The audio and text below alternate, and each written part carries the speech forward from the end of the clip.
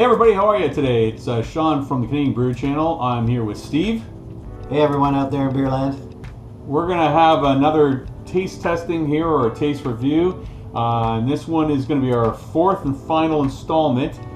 This one here is a Beardmore Kolsch style ale. Okay? It's from the Furnace Room Brewery in Georgetown, Ontario.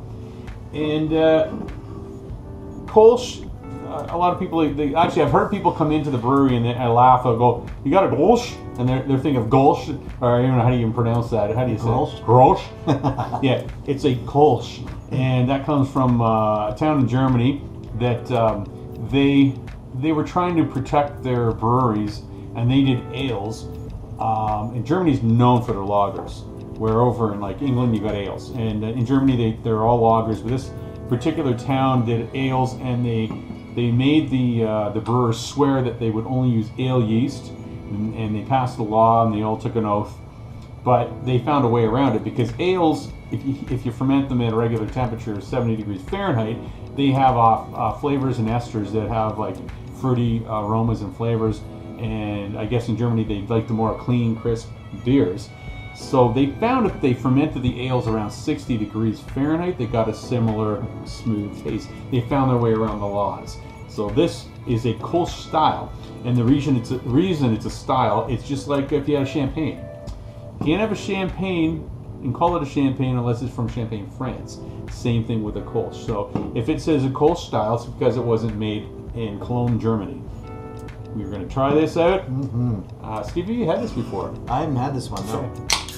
I'm very excited. It's very similar of a lager, but it's an ale. So it's a nice, clear, clean, crisp, light hopped, and we're gonna go into that, and we're gonna read the label that's on here as well.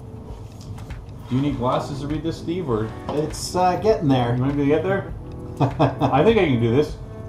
George Beardmore had a huge vision for a small tannery he purchased in Acton, Ontario in 1856. By 1899, I believe that says 99, the tannery had grown to an impressive 1 million square feet.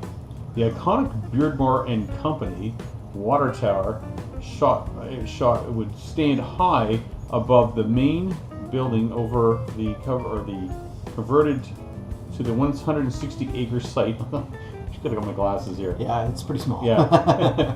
At its peak, it was the largest tannery in the entire British Empire. Wow. That's pretty amazing. That's impressive, right? yeah. And we're sure many workers at the tannery enjoyed a cool beverage on there because they left there. So that is another neat thing that this brewery's done, is it's included everything in Halton Hills, all the different places. Some good history there, yeah. Yeah. That's Now, awesome. It's a low IBU. I believe it's a IBU of 8, so it's very low IBU.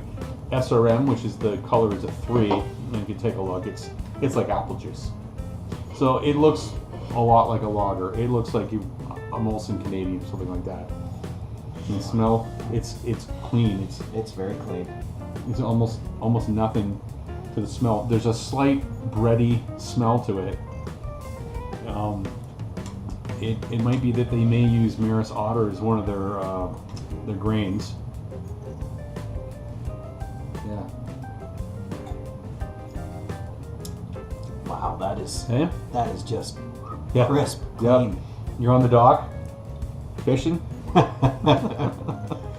That's dangerous, that beer, because that is almost like drinking nothing. Yeah. It's not. It doesn't leave an aftertaste. It just goes in. You get that zip, and then it's gone. And it's like you don't know you're drinking beer. Yeah. That's why I brought these pretzel sticks to try with it, because this reminds me. I've been to Germany before. I actually was lucky enough to go to Oktoberfest in 2009, and had a lot of wheat beers, and I had some. I don't know if they were actual true Kolsch. They probably were. And the beer there, it opened me up to a different horizon than just having the regular everyday beers we have here. And if I've ever talked to one who's had this Kolsch from this brewery, they say they like it, and they're regularly a Molson drinker or Budweiser, the standard beers, because it doesn't challenge you to go outside your box. Oh yeah, this is almost like and I don't know if this is really an insult, but it's like a starter beer.